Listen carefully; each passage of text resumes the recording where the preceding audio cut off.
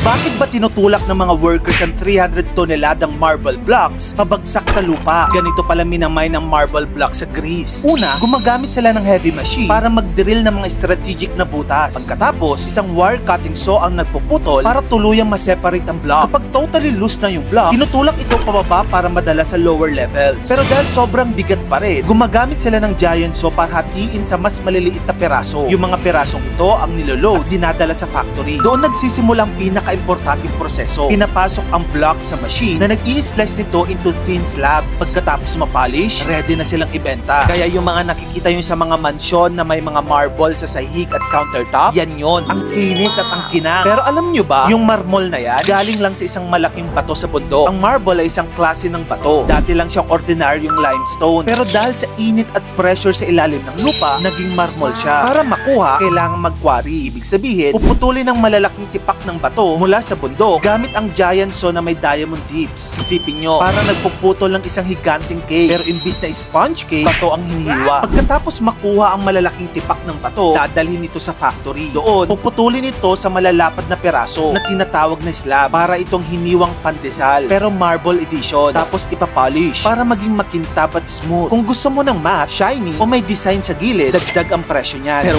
wait, hindi pa tapos. Dahil mabigat ang marmol, kaya mahal din ang transport. At hindi lahat ng bato nagagamit. May mga parte na may pitak o sira, tinatapon na iyon sa dagat. Kaya konti lang talagang natitirang maganda o pwedeng gawing tiles o countertop. Pero ang tanong, magkano? Yung pinakamahal na marmol sa mundo ay yung tinatawag na Lux Touch marble panel. Gawa yan sa diamond, black onyx at mother pearl. Ang presyo, $1 million per square meter or 55 million pesos kada metro kwadrado. Ginagamit ito sa mga palasyo at mansyon ng mga bilyonaryo. Andyan din ang napakamahal na Calacata Viola na makukuha lang sa Italy. Yan ay rare na marmol na kulay puti at may purple veins. Ang presyo, $200,000 per square meter or 11 million pesos kada metro kwadrado. Ang tanong, magkano naman pag sa Pilipinas mo binili? Ang regular marble tiles natin dito sa Pinas ay 200 to 800 pesos per square foot lang. At kung bibili ka naman sa Wilcon, yung mga nakikita mong marble look wall tiles doon, nasa 1,400 to 3,700 depende sa design at size. Pero take note, yung mga nabanggit ko, imitation lang ha, hindi yun totoong marmol. Ang tanong, bakit sobrang mahal ng marble? Una, nakadepende kasi yan sa ganda at kulay. Kapag pure white o may kakaibang pattern, mas mahal. Pangalawa, kung imported, mas mataas talaga ang presyo. At pangatlo, kailangan kasi ng maintenance. Yung marble kasi madaling magasgas o mamantsa. So yun na nga mga kamagkano. Kaya pala sobrang mahal ng marmol, hindi lang dahil maganda siya, kundi dahil sa dami ng proseso bago siya makarating sa bahay mo. Meron ka pa bang ibang mga topics na gusto mo pag-usapan sa ating channel? Comment mo na yun sa comment section. Huwag mo na rin akong kalimutang i-follow at mag-subscribe sa aking bagong YouTube channel. Yun lang, maraming salamat sa panonood mga kamagkano.